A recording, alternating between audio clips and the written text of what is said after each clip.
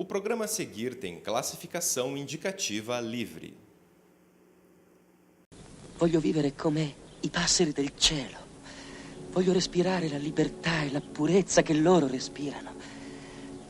Il resto non mi serve, capite? Non so che farne, fratelli. Ma se lo scopo della vita è ridotto a questo ingranaggio folle che umilia le nostre esistenze, non è per me. Ci deve essere qualcosa di meglio. Cerchiamolo insieme. L'uomo ha uno spirito, che è il suo tesoro. Ed è questo che noi dobbiamo recuperare. Questo tesoro. Dobbiamo ritrovare la gioia. Vivere liberi nei campi. Correre sui colli.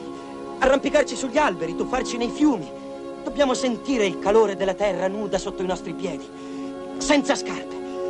Senza possedere nulla. Senza umiliare il prossimo costringendolo a servirci. Voglio essere povero. Sì. Sì, un povero. Cristo era povero. I suoi apostoli erano poveri. Voglio essere libero, come sono liberi loro. Vostra grazia, anche un povero ha rispetto per suo padre, no? Ma tu non sei più mio padre. Quel che nasce dalla polvere è polvere. Ma quel che nasce dallo spirito è spirito. E io ora rinasco a nuova vita. O filme, gravado na década de 70, conta a história de São Francisco, um filho de família rica que decide deixar o luxo para viver na pobreza extrema, seguindo os ensinamentos de Jesus Cristo. Um homem que se dedicou aos pobres e que pregou o amor à natureza e aos animais. O Em Tese fala hoje sobre o conceito de pobreza presente em 3 obras literárias que apresentam a biografia de Francisco.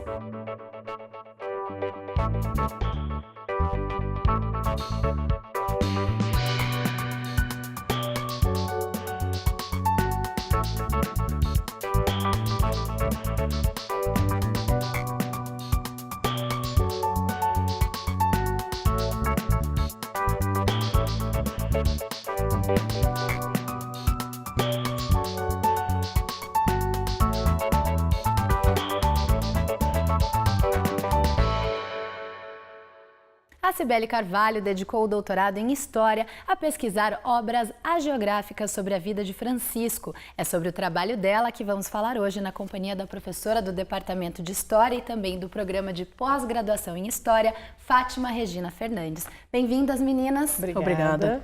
Cibele, para iniciar, o que são as hagiografias, que eu acabei de falar essa palavra estranha, e por que elas são importantes para os historiadores? A geografia é o termo que é utilizado para designar uma biografia de um santo. Então, vai contemplar desde o nascimento até a morte do indivíduo, do santo. Então, está relacionado também com um processo de canonização, está relacionado com a Igreja Católica. Então, são aqueles que foram considerados santos pela Igreja.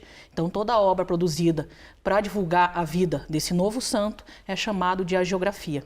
E as hagiografias, elas têm uma relevância grande para os historiadores, porque elas contam muito, tanto do cotidiano quanto do próprio contexto da época, sem contar a própria vida do santo, Então, o que ele fez, o que ele construiu, como foi. É claro que a gente tem que fazer uma filtragem ao ler essas obras literárias, mas muita coisa a gente pode compreender sobre o período.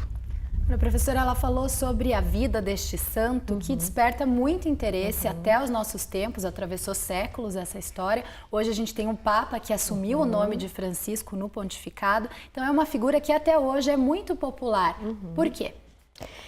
Na verdade, eu entendo que, historicamente falando, na época da sua própria vida, Francisco já teve uma trajetória que foi um pouquinho assim diferente, não é? Ele parte de uma determinada condição, ele vive numa cidade que é rica, numa posição social, como você já mencionou, e a forma como ele adere, ou quase que eu diria, ele cria uma nova espiritualidade dentro de um contexto onde predominava, por exemplo, eclesiásticos que eram monges, que viviam no meio rural, e de repente ele ali naquela cidade, ele como tantos outros, porque ele depois vai ter companheiros que vão aderir ao seu movimento, ele foi atual em seu momento, na exata medida em que ele promoveu, com aquele instinto que ele teve de renovar a igreja, não apenas na sua parte de construção, mas também na sua parte espiritual, atendendo à pobreza que existia nessas cidades, atendendo àquela empatia com a pobreza e aplicando a caridade quase no modelo evangélico, praticamente, né? Então, na sua época, ele já foi moderno, poderíamos dizer, foi bastante inovador.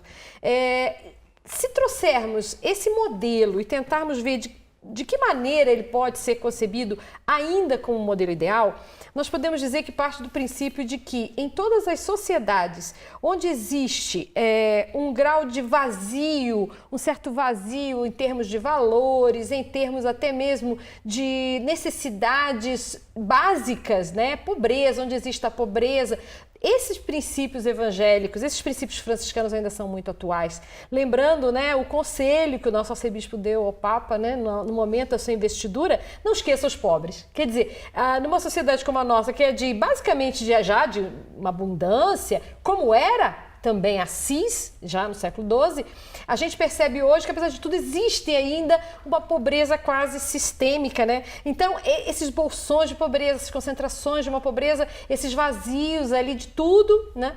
E, de certa maneira, por isso eu entendo que a figura de Francisco ainda é atual hoje.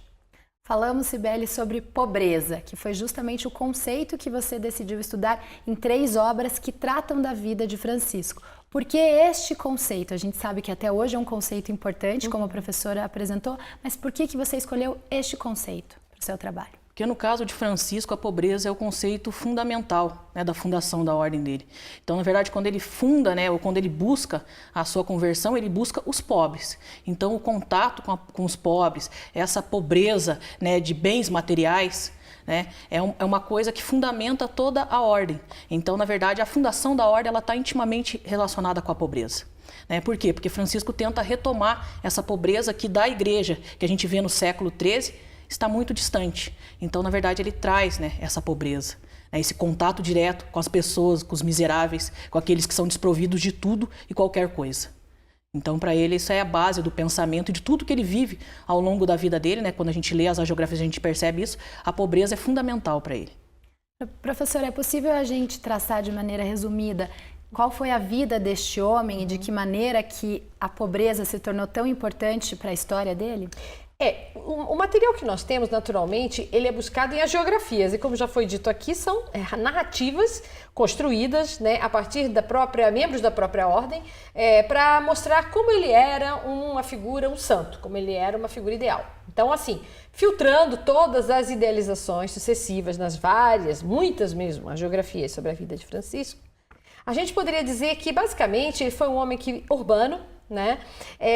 Ele teve uma inserção junto de uma categoria que era a burguesia, do ponto de vista socioeconômico. Ele tinha uma projeção social, ele chegou a participar de guerra entre a sua cidade, sua República Italiana e outra. Ele esteve cativo, né? Ele teve situações de vida em que ele fazia, né, toda uma atuação típica de um jovem burguês rico, né, que vai ter, vamos dizer, participa de festas, tem um Fausto no vestir, e de repente ele sofre uma situação de cativeiro. Ele é preso, né? Durante essa prisão, ele vai ter, digamos, um período em que é como se fosse uma epifania, a gente pode chamar assim. Ele vai ter uma espécie de revelação da sua condição enquanto homem no mundo. E ele começa, ao sair, ele vai começar a questionar aqueles valores predominantes no seu contexto. Ele, ao sair dessa prisão, ele começa a contestar a riqueza, devolve tudo que é do pai, né? É um modelo meio, né? É um topos, né? Porque não é o único santo que teria esse elemento na sua narrativa, né? Entregar as roupas ao seu pai, outros santos teriam isso também. É uma coisa simbólica, né? O bispo o recebe, não é? Ele vai acolhê-lo dentro da sua proposta inicial. É bispo, não é? Eu acho que é o bispo mesmo. E ele vai fazer a partir daí, ele leva um tempo para compreender qual é o seu papel nessa, vamos dizer assim, nessa cidade e até nessa igreja. A igreja, nesse século, na transição do 12 para o 13, ela está diante de uma crise que tem a ver com umas cidades que estão muito cheias de gente, muito a densidade demográfica das cidades no século 12, 13, ela tem picos assim muito grandes, né? E preferencialmente existe um clero que está situado no meio rural. Então, existe um vazio dentro das cidades e esse vazio é absorvido por pregadores, por fanáticos, né? Heresias, né? Então, de certa maneira, o próprio Francisco fica indeciso. Como é que eu vou fazer? Então, tem episódios em que ele tem uma visão, ele sonha e ele pensa que tem que reconstruir a igreja. Há uma associação que eu acho que a Cibele depois vai falar, de um sonho que o Papa também, por sua vez, teria, né? De que via um homem baixinho que segura a Basílica de Latrão, que é o símbolo da igreja naquela época. Então, na verdade, assim, quando ele, primeiro mote dele, qual será? Eu vou reconstruir aquela capelinha lá em Porciúncula, que estava toda destruída, né? E, na verdade, a partir daí ele vai tendo uma adesão.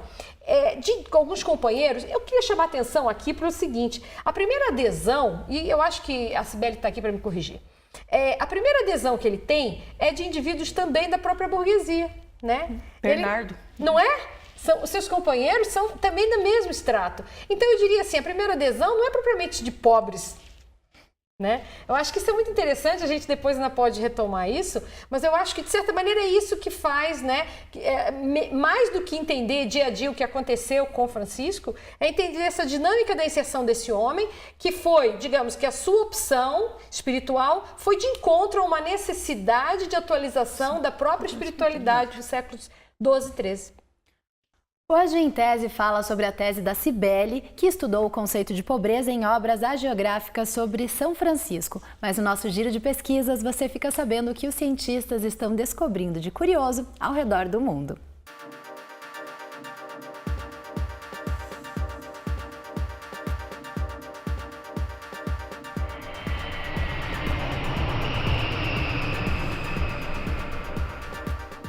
Você não gosta quando um estranho vem conversar no ônibus? Então repense. Pesquisadores da Universidade de Chicago Book School concluíram que conversar com desconhecidos deixa você mais feliz. A experiência foi feita com 3 grupos de voluntários, e cada grupo tinha uma missão na hora de pegar o ônibus. O primeiro deveria continuar se comportando como sempre. O segundo deveria tentar conversar com algum estranho, e o terceiro deveria se isolar. No final do caminho, eles relataram como se sentiam e os que tinham conversado com algum estranho estavam mais felizes.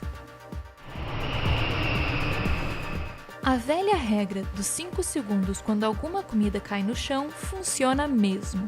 É o que garante o microbiologista Anthony Hilton, da Universidade Aston do Reino Unido. Ele e os alunos espalharam 2 tipos de bactérias infecciosas no chão e depois derrubaram diversos alimentos que ficaram no solo de 3 a 30 segundos. Eles descobriram que o tempo é determinante para evitar que a bactéria infecte a comida. Quando esses alimentos ficavam por mais de 5 segundos no chão, a chance de serem infectados aumentava muito.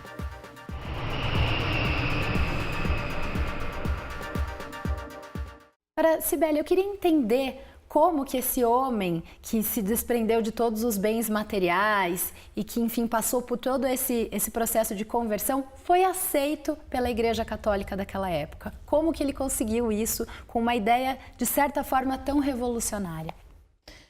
Como a própria professora Fátima colocou, né, no começo ele foi rechaçado, inclusive pelos pobres. Né? Mas com o passar do tempo, né, as pessoas que viviam ali naquela região dele começaram a ver que não era apenas, né, um capricho de um menino rico, mas que realmente ele estava intencionado numa mudança completa de vida.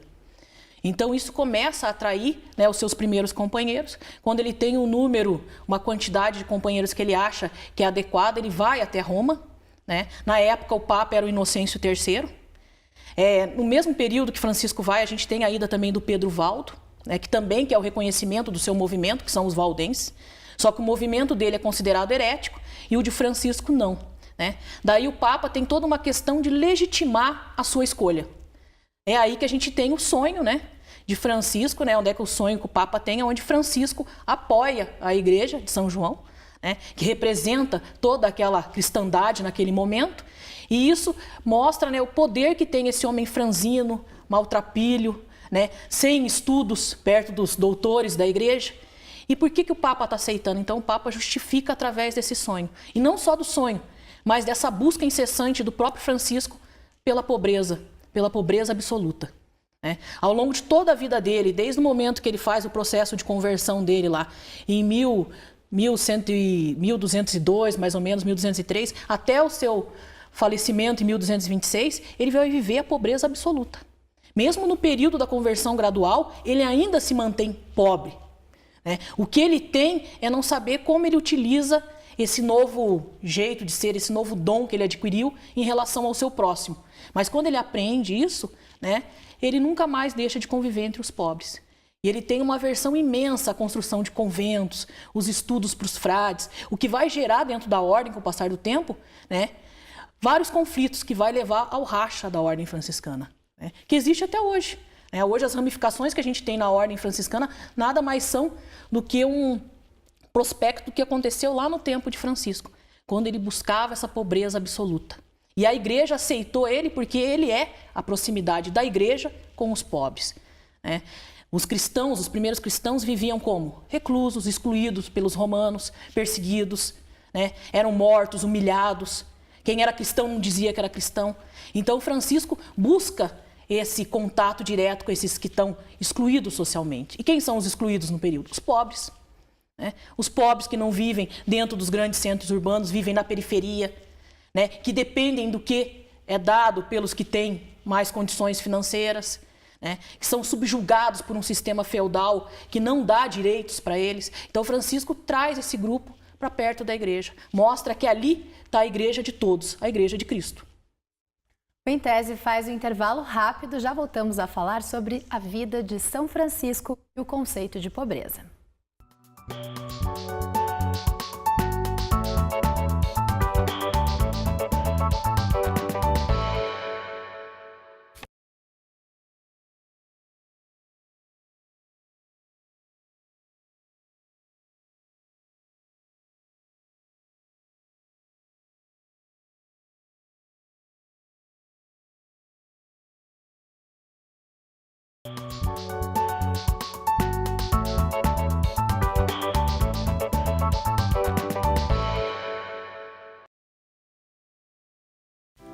Viver em fraternidade, com respeito à natureza e tendo como compromisso apresentar ao mundo uma forma mais simples de viver. Assim é a Ordem Franciscana, fundada por São Francisco de Assis na Itália. Além da fé, essa ordem é regida por 3 atitudes: o voto de pobreza, a obediência e a castidade. Então, os franciscanos, eles vivem primeiro em fraternidade, né, como um grupo de outros freios, um grupo de outros irmãos, né, e o nosso compromisso é apresentar ao mundo o modo de ser de Jesus.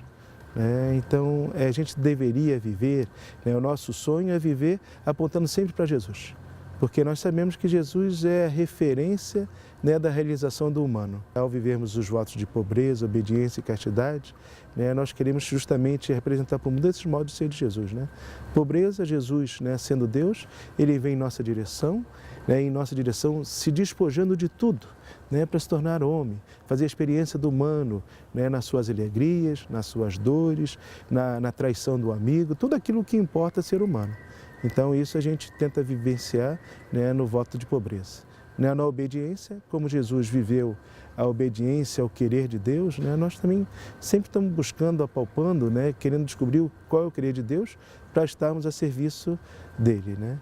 E castidade, né, a nossa grande família, né, é a família de Deus, é viver toda a vida, né, para essa família de Deus que é a igreja. Né? No Brasil, a estrutura da Ordem Franciscana se divide em 11 entidades, entre elas províncias, vice-províncias, custódio e fundação.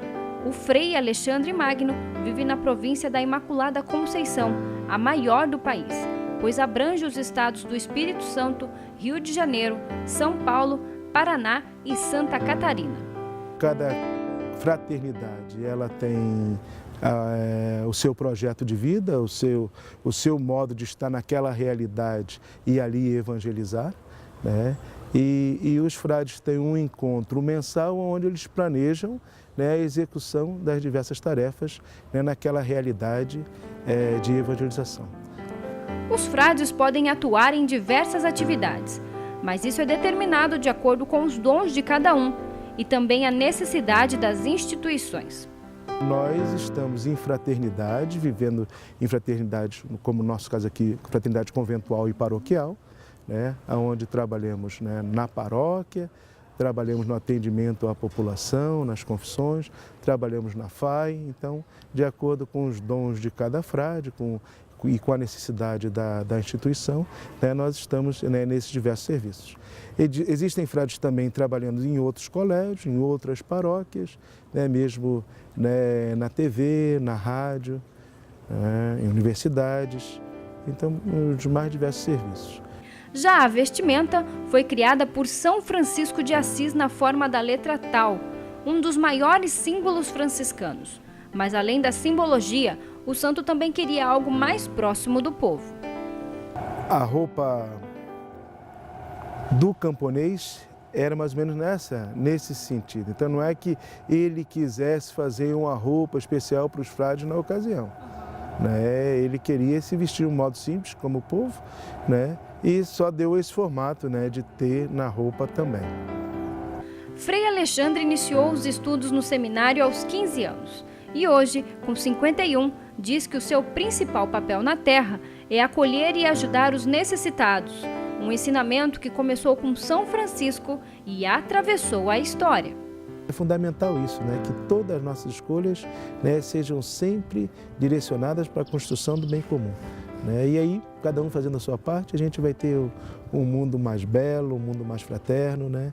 E realizar-nos como pessoa humana, né? Porque Jesus diz, né, dando que quando a gente vai a serviço do outro, né, como eu, vosso mestre Senhor, vos lavei os pés, assim também deveis lavar os pés uns dos outros, né?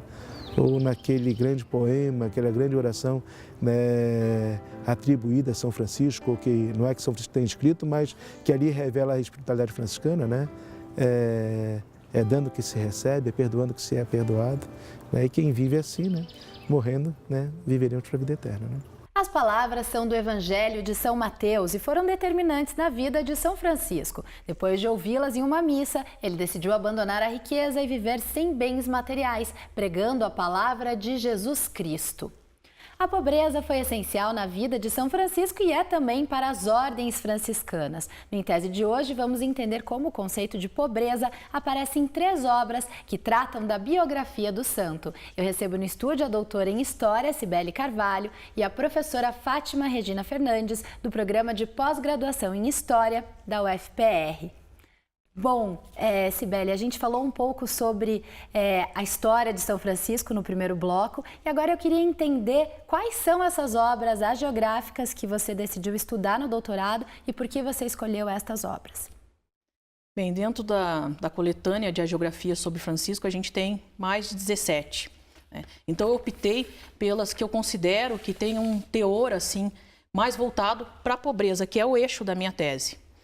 Daí eu peguei Vita Prima de Tomás de Celano, de 1228, que é a primeira, né, é considerada a primeira hagiografia do santo e a primeira oficial, já que ela foi encomendada, né, pelo então Papa Gregório IX. Então ele vai trazer a primeira abordagem do conceito de pobreza para os frades. Né? A hagiografia geralmente ela era destinada no século XIII, né, só para leitura dentro das províncias que representavam a ordem franciscana. Então, geralmente os leigos não tinham acesso a essas hagiografias. Então, o que se sabia da vida de Francisco era passado nas homilias. Né? Então, eles faziam a leitura, faziam discussões e as pessoas, os leigos, acabavam compreendendo um pouco mais da trajetória de Francisco. Então, Tomás de Celano, ele vai, na hagiografia dele, vai prevalecer a construção de um Francisco que seria quase um novo Cristo. Aquele que traz a boa nova. E qual seria a boa nova? A pobreza. Né? Seguir o Evangelho, ser um exemplo de Cristo, né? Viver na pobreza, na penitência, no auxílio ao próximo, praticando a caridade, humildade, conceitos que permeavam ali a vida de Francisco. A segunda fonte que eu escolhi, né, é de 1242, que é a Legenda dos Três Companheiros, que é feita, né? A escolha minha está mais no fato dos 3 companheiros serem realmente pessoas que conviveram diretamente durante o período de vida de Francisco, que é o Rufino, o Leão e o Ângelo. Então, eles vão escrever uma carta, né? Porque o Papa está pedindo para que recordem sobre os tempos que viveram com Francisco. E eles vão recordar. Então, na verdade, se trata de recordações, né? Ela não segue uma ordem cronológica dos fatos, mas ela fala dessa pobreza o tempo inteiro. Pode até ser que eles não citem igual, né, o Tomás Celano coloca pobreza evangélica, pobreza de Cristo, né? Mas quando eles colocam, e ele comeu com os leprosos, e ele lavou os pés dos leprosos, e ele vestiu as vestes de um leproso. Então, quer dizer, tudo isso remete ao mais excluído, ao mais pobre, né? O que socialmente não pertence àquela sociedade, que é visto, né, como uma anomalia, como uma coisa que causa aversão, medo. Então, isso remete também a essa pobreza de Cristo. Por isso, eu escolhi essa obra. Já a terceira, né, que é a Legenda Maior, que é do Boaventura de Bagnorédio, na verdade, é uma legenda que sucinta, né, uma discussão enorme, porque quando ele confecciona essa hagiografia em 1263, ele pede para destruir todas as anteriores. Então, tudo que a gente tem sobre a vida de Francisco antes de 1263 é destruído. Alguns exemplares, né, alguns manuscritos são salvos, que chegaram até nós, que é o caso de Vita Prima, né, a Legenda dos Três Companheiros, o Anônimo Peruzino, eu poderia citar N aí que chegaram, né, porque todo mundo deu um jeitinho, mas né? sabe-se o que não se perdeu, né? Mas o que a hagiografia dele traz de novidade, né? Na verdade, o Boaventura ele vai tentar fazer a unificação da ordem naquele momento. Então, ele mostra um Francisco que vive a pobreza, mas a pobreza que Francisco vive não é tão a vivida, é a pensada. Ele pensa na pobreza e ele passa esse pensamento para os seus discípulos. Por quê? Porque a gente está naquele momento em que a ordem já está dividida, conventuais e espirituais. Então, ele tem 2 grupos, um muito radical, que são os espirituais. Muitos foram considerados heréticos, foram queimados na fogueira, receberam vetos de 1 ano de silêncio, que era dado pelo Papa, reclusão social, várias coisas. E a gente tem os conventuais, que é aqueles que defendiam uma ordem crescente, com conventos, colégios, universidade, uma outra estrutura social. Então, para ele tentar conciliar essas 2 ordens que existem nesse momento, ele escreve essa hagiografia. E para evitar questionamento por parte dos frades, ele manda destruir as anteriores, para que a dele seja a única e oficial. Então, é um conceito de pobreza que traz uma novidade, né? A distinção entre pobreza vivida e pobreza pensada, que até então a gente não encontra nas 2 outras obras hagiográficas que eu trabalho. No início lá do primeiro bloco, a gente comentou que o historiador busca nessas hagiografias pistas, informações, dados sobre como eram as sociedades em cada momento, muito mais do que o próprio discurso que está ali presente. A partir da análise desse tipo de material que a Cibele fez, o que é possível descobrir sobre a sociedade desse momento histórico? Bom, fundamentalmente, tratando especificamente das hagiografias, que são textos realmente de construção de uma idealização de santos, né? Eles têm uma primeira preocupação que seria atender a uma demanda, né, dentro ou do papado, ou junto aos bispos, ou junto às ordens, né? No caso aí, as ordens franciscanas, né? Essa demanda e essa construção, ela nos permite perceber, por exemplo, que existem transformações que vão ocorrendo, justamente as demandas que vão surgindo, que fazem e que geram obras novas, né? Senão nós só teríamos uma obra, uma geografia e ponto, né? Os amigos que conviveram com Francisco contam e a gente relata. Não chega. Por isso que a gente faz até uma distinção entre biografia e hagiografia, né? Então seria uma idealização, é aquilo que eu acho que a Cibele também comentou. Então, assim, o que nós poderíamos buscar de interesse dentro de uma geografia hoje? Entender como os textos, de um modo geral, não uma questão específica ligada à própria medievalidade, mas de um modo geral, os textos são discursos que a gente tem que desmontar dos interesses que lhes são intrínsecos. Quer dizer, entender o contexto faz parte de entender vamos dizer assim, a dinâmica que move a demanda. A necessidade de uma nova geografia. Exatamente. Então, vamos... Porque, inclusive, elas não acabam aí, né? As geografias vão até, sei lá quando. Século XIV sendo construídas. Por conta de ser uma ordem, né? Que é uma ordem que é polêmica, que acaba gerando, né, questões, heresias, disputas, divisões, né? O Nome da Rosa, né, do Umberto Eco, que virou filme, trata bem dessa questão, ainda no século XIV, né? Muito mais para frente. Então, assim, de um modo geral, nossa preocupação hoje de historiadores do século XXI, né, sobre esses materiais do século XII, XIII, são até no sentido da gente compreender, ultrapassando como se fosse um filtro, né, tentando filtrar essas construções para compreender a especificidade daquela realidade, mas também compreendendo que essas construções têm a ver com demandas que existem naquele momento histórico. É uma coisa que a qualquer momento a gente precisa estar atento, né, mesmo para obras muito recentes, viu? Os contextos são motivadores, né, eles demandam... Para os meios de comunicação, né? Exatamente, né? Então, assim, essas demandas, elas são constantes. Eu acho que seria uma forma da gente ver. Quase 800 anos se passaram desde a morte de São Francisco de Assis, mas a ordem fundada por ele sobrevive à passagem do tempo. Veja na reportagem.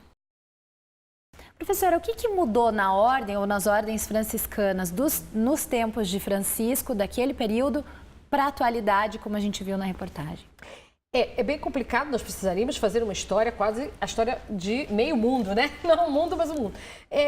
A forma como essa ordem, assim como a igreja como um todo, né? Mas claro, estamos nos detendo nas ordens franciscanas, elas, para que elas tenham uma sobrevivência ao longo dos séculos, é natural que elas tenham que adequar seu discurso, né?